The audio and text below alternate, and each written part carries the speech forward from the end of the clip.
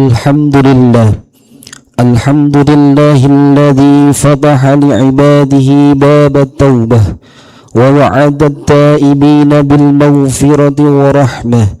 أحمده سبحانه وأشكره على ثوابه نعمه، وأشهد أن لا إله إلا الله وحده لا شريك له شهادة تنجينا يوم يقوم الناس لرب العالمين.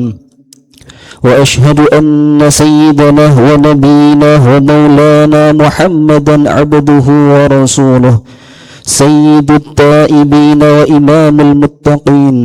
اللهم صل وسلم وبارك عليه وعلى آله وأصحابه ومن تبعهم بإحسان إلى يوم الدين.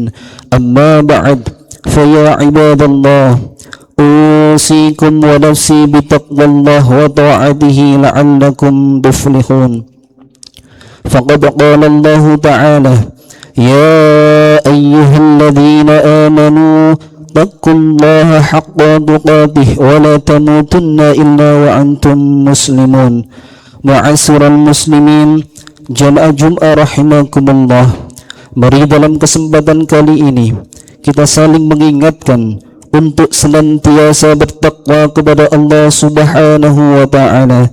Takwa dalam arti imtithalu awamirillahi wajtinabun nawahi, yaitu menjalankan perintah-perintah Allah sesuai dengan kemampuan kita dan menjauhi segala larangan-larangannya sekuat tenaga kita. Sebab hanya dengan dasar takwa inilah yang akan menghantarkan kehidupan kita yang bahagia, baik saat ini ketika kita berada di alam dunia, ataukah kelak ketika kita berada di alam kubur, di alam barzah, atau dalam kehidupan yang abadi, yaitu dalam surganya Allah Subhanahu wa ta'ala. Sebagaimana firman Allah dalam Al-Quran: wa tazawwadu fa inna khairaz zadi taqwa wattaquni ya ulil albab.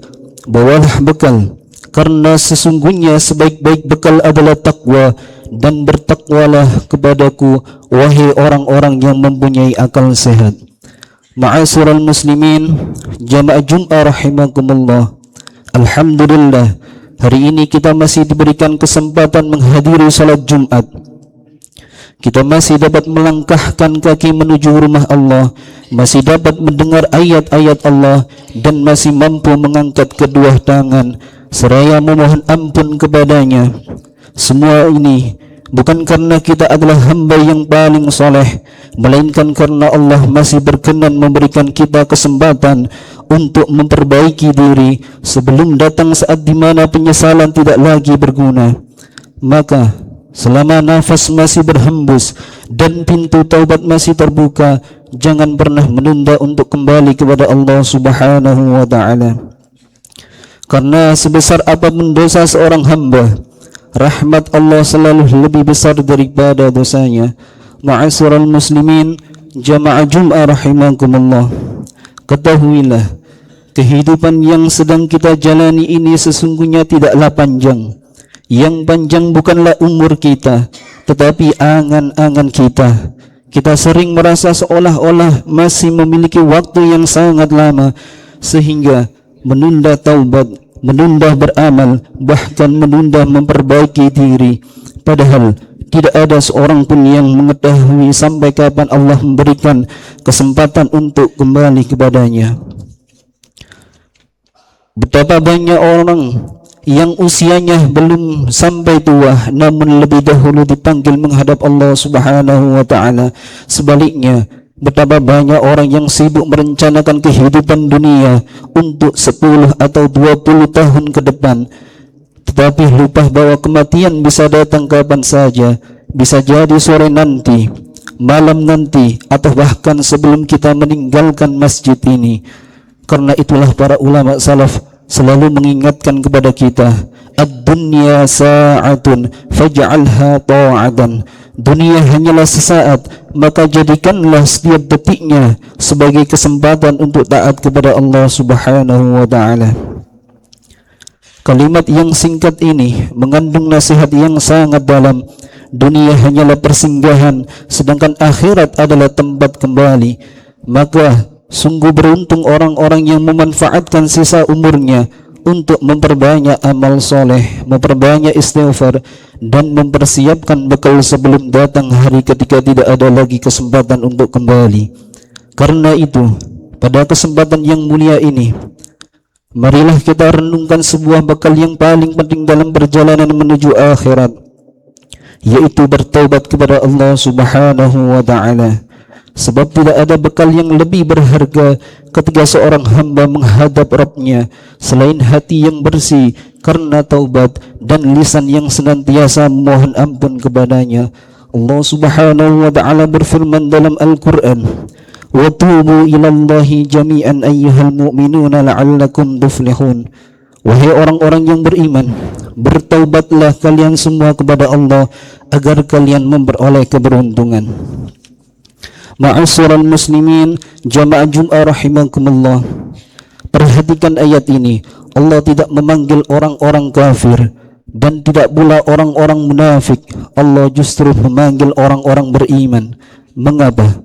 Karena seorang mukmin bukanlah manusia yang tidak pernah berbuat dosa.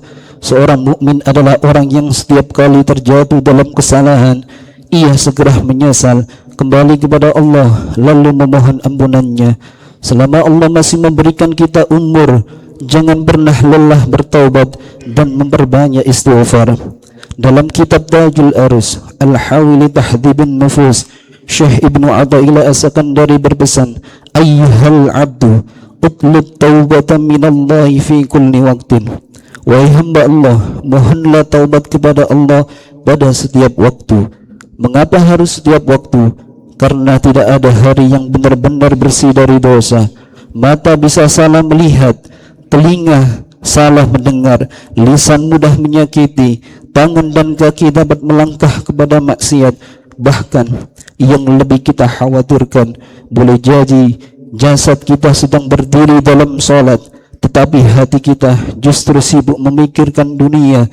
Lisan kita membaca ayat-ayat Allah, namun hati kita jauh dari mengingatnya. Ma'asyiral muslimin, jamaah Jum'ah rahimakumullah. Marilah kita melihat sejenak teladan manusia yang paling mulia, Nabi Muhammad sallallahu alaihi wasallam. Beliau adalah kekasih Allah, manusia yang paling mulia, yang telah diampuni dosa-dosanya yang telah lalu maupun yang akan datang. Bahkan beliau telah dijamin menjadi penghuni surga yang paling tinggi. Namun lihatlah bagaimana kehidupan beliau dijelaskan dalam kitab Sahih Bukhari yang diriwayatkan oleh Abu Hurairah. Rasulullah sallallahu alaihi wasallam bersabda, "Wallahi inni la astaghfirullah wa atubu ilaih fil yawmi akthara min 70 marrah." Demi Allah, sesungguhnya aku beristighfar dan bertaubat kepada Allah lebih dari 70 kali dalam setiap hari. Ma'asyiral muslimin, jamaah Jum'ah rahimakumullah. Kalau Rasulullah sallallahu alaihi wasallam yang maksum, yang telah dijamin surga, masih merasa perlu memperbanyak istighfar setiap hari, lalu bagaimana dengan diri kita? Kita setiap hari masih bergelimangan dosa, yang masih sering lalai dalam beribadah, yang masih mudah mengikuti hawa nafsu. Sudah berapa kali kita benar-benar memohon ampun kepada Allah dengan hati yang penuh penyesalan? Seringkali lisan kita ringan mengucapkan astaghfirullahaladzim, namun apakah hati kita benar-benar menyesal, ataukah istighfar itu hanya menjadi rangkaian kata yang keluar dari bibir, sementara hati tetap merasa tenang dengan dosa dan anggota badan masih terus mengulang maksiat yang sama? Ma'asyiral muslimin, jamaah Jum'ah rahimakumullah. Istighfar yang sejati bukanlah sekedar ucapan di lisan, tetapi tangisan hati yang lahir dari penyesalan. Istighfar yang diterima oleh Allah adalah istighfar yang mendorong seseorang untuk meninggalkan kemaksiatan, memperbaiki kesalahan, dan bertekad untuk tidak mengulanginya lagi. Maka jangan sampai kita menjadi orang yang rajin mengucapkan astaghfirullah tetapi enggan meninggalkan dosa. Sebab taubat yang benar bukanlah hanya meminta ampun kepada Allah, melainkan juga membuktikan penyesalan itu dengan memperbaiki amal dan mendekatkan diri kepadanya. Ma'asyiral muslimin jamaah Jum'ah rahimakumullah, suatu saat nanti kita semua akan menempuh perjalanan yang sama, perjalanan yang tidak bisa dihindari oleh siapapun, yaitu perjalanan menuju alam kubur. Pada saat itu, kuburan tidak akan pernah bertanya kepada kita, berapa usiamu? Kuburan juga tidak akan bertanya, berapa banyak hartamu? Kuburan tidak akan bertanya, apa jabatanmu? Berapa tinggi kedudukanmu di dunia? Tetapi kuburan akan menerima setiap orang yang telah datang, ketetapan ajalnya dari Allah. Yang menemani kita bukan harta, bukan keluarga, bukan pula jabatan. Yang menemani kita hanyalah amal soleh yang pernah kita lakukan selama hidup di dunia. Karena itulah para ulama berpesan, man aslaha sariratahu aslahallahu ala niyatahu. Barang siapa yang memperbaiki hatinya, niscaya Allah akan memperbaiki kehidupan lahiriannya. Artinya, jika hati kita dipenuhi keikhlasan, ketakwaan dan rasa takut kepada Allah Subhanahu wa taala, maka Allah akan memperbaiki akhlak kita, ucapan kita dan seluruh kehidupan kita. Sebaliknya, apabila hati kita rusak, maka sebaik apapun penampilan kita tidak akan bernilai di sisi Allah Subhanahu wa taala. Ma'asyiral muslimin jamaah Jum'ah rahimakumullah, dalam kitab Tajul Arus dijelaskan bahwa dosa itu bagaikan api, sedangkan hitamnya hati bagaikan asap. Bila api terus menyala di dalam rumah, lambat laun asapnya akan menghitamkan seluruh dinding. Demikian pula hati manusia, setiap maksiat meninggalkan satu titik di dalam hati. Apabila segera disusul dengan taubat dan istighfar, Allah akan membersihkannya. Namun jika dosa terus dilakukan tanpa penyesalan, titik-titik hitam itu akan menutupi seluruh hati. Ketika hati telah menghitam, seseorang tidak lagi mudah tersentuh oleh kebenaran. Ayat-ayat Allah tidak lagi menggetarkan, nasihat tidak lagi menyadarkan, azan terdengar biasa, dan Al-Quran dibaca tanpa menghadirkan rasa haru di dalam hati. Inilah musibah yang paling besar, bukan miskin harta atau kehilangan jabatan, tetapi hati yang telah jauh dari Allah Subhanahu wa taala. Ma'asyiral muslimin jamaah Jum'ah rahimakumullah, sebelum kita meninggalkan masjid yang mulia ini, janganlah kita hanya membawa tambahan ilmu, tetapi bawalah pula tekad yang tulus untuk bertaubat kepada Allah Subhanahu wa taala dan memperbaiki diri kita untuk tetap istiqamah di jalan Allah Subhanahu wa taala. Jika selama ini kita bersungguh-sungguh mempersiapkan masa depan anak-anak kita, memenuhi kebutuhan mereka dan berharap mereka kelak menjadi orang yang sukses, namun jangan sampai perhatian kita terhadap bekal dunia membuat kita lalai menyiapkan bekal akhirat mereka. Sudahkah kita membimbing mereka mencintai salat? Sudahkah kita menanamkan kecintaan kepada Al-Quran?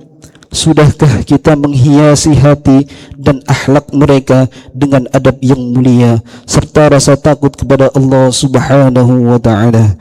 Sebab sesungguhnya keberhasilan yang sejati bukanlah ketika anak-anak kita hanya menjadi orang yang terpandang di dunia, melainkan mereka tumbuh menjadi hamba Allah yang soleh solehah, yang senantiasa menjaga solatnya, mencintai Al-Quran, berbakti kepada orang tuanya, dan kelak menjadi penyelamat bagi kita di hadapan Allah Subhanahu wa ta'ala.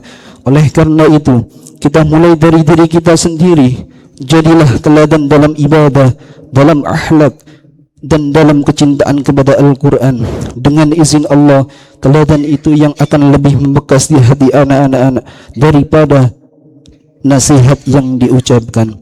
Semoga Allah menjadikan keluarga kita sebagai keluarga yang dipenuhi iman, dihiasi akhlak yang mulia, dan dikumpulkan bersama di surganya kelak. Amin ya rabbal alamin. Para ulama salaf, utamanya Syekh Ibnu Athaillah As-Sakandari dalam kitab Al-Hikam, memberikan sebuah nasihat yang sangat indah. Man asyraqat bidayatuhu asyraqat nihayatuhu. Barang siapa yang memulai hidupnya dengan baik, niscaya Allah akan menerangi akhir hidupnya dengan kebaikan pula.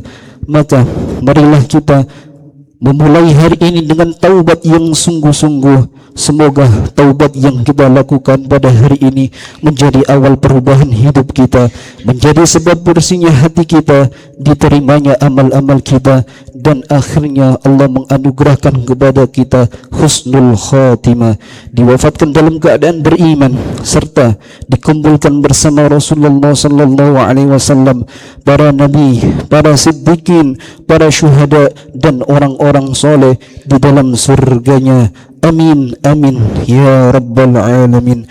Inna ahsanal kalami kalamullahi malikal alam. Wallahu subhanahu wa ta'ala yaqul wa bi qawlihi yahdadil muhdadun. A'udzu billahi minasyaitonir rajim. Ya ayyuhalladzina amanu taqullaha wal tanzur nafsum ma qaddamat lighad wattaqullaha innallaha khabirum bima ta'malun.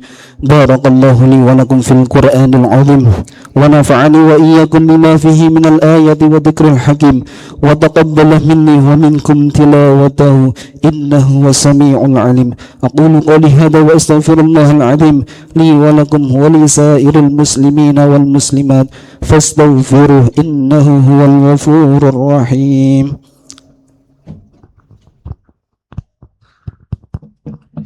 Allahumma salli ala